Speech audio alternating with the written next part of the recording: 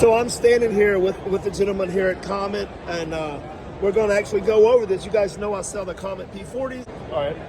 So most people understand that the real nice thing about the P40 is that you have both manifolds in one large piece here on one side of the pump instead of having to service around the gearbox. What happens when you have to service around the gearbox is you have to pull all those pieces apart, and when you put them back together, even if they're greased properly, it's really easy to pinch an O-ring, and then you start having recurring leaking problems, and it wears on you after a while. So with this, you have everything right here, and it makes it much easier to service the valves and replace any parts.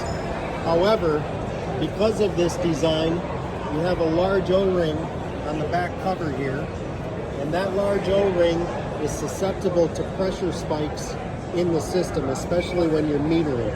Okay.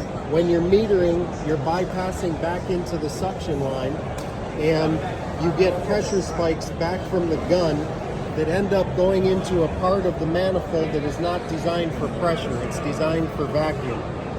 So the way to prevent that is right here at the outlet of the pump, between your pump and your hose reel, is to put a check valve. Okay. A minimum 300 psi check valve, and that will prevent any pressure spikes going back into the suction line and blowing this O-ring. And we also doubled the pressure.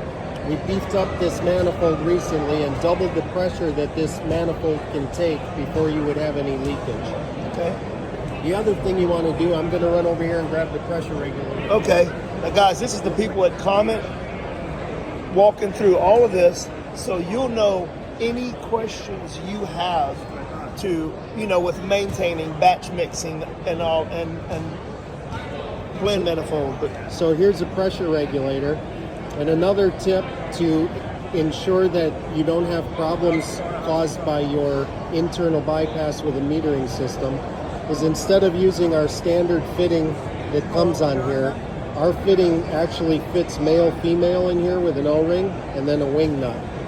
I would recommend using a 3/4 inch female elbow here so that it's wide open, and increase your bypass loop minimum 25 feet to 3/4 inch. So people say 10 feet. Don't do 25 if you can, right? Well, I mean, the bottom line is that these pumps are not designed for Right. internal bypass out of the box. I would You recommend have to- 25 feet. I have 25 on mine. Yeah. And you just loop it up, and loop it up. 3/4, and keep everything. Even if we put our 3/4 fitting here, you still got this male-female. Right. So use a female elbow, Okay. and then go to a 3/4 hose bar and use 3/4 hose. That will free up the system Okay. and prevent a lot of those problems. Okay. Anything else you want to tell me that maybe the guys, when you're changing the oil? Yeah, I'm glad you asked though, because the oil in the gearbox is not the same Yeah. as the oil in the pump. It's What's separated. the proper oil for this? 80-90 weight gear oil. Non-detergent, right? Non-detergent, and that is the proper procedure. Right. Is So I did hear right. That's good to know. Once you fill it from the top, you watch this plug right back here. Yep. Minimum 6 ounces. Minimum and 6 And ounces. I believe it would be 9 if you got up to here. Okay. But 6 is sufficient. We're going to run through how to change this oil one more time, if you don't mind. Okay. So real quick, he's going to tell us how to change the oil in this and get your air bubbles out so you don't get white milky stuff or you mess up your pump.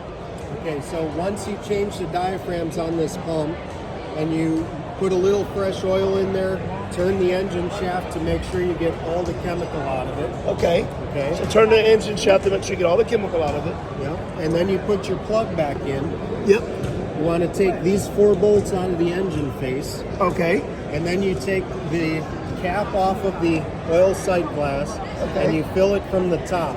Right. And while you're filling it, you want to rock the pump as much as you can side to side So get the air bubbles out. to get the air bubbles out while pulling the engine cord very slowly. So a two-man with one job, hand. definitely. It can be a 2-man Yeah, job. that would be the yes. best to make sure nothing. Yep. Okay. And it's so what's going to happen is you're going to see air bubbles escape Okay.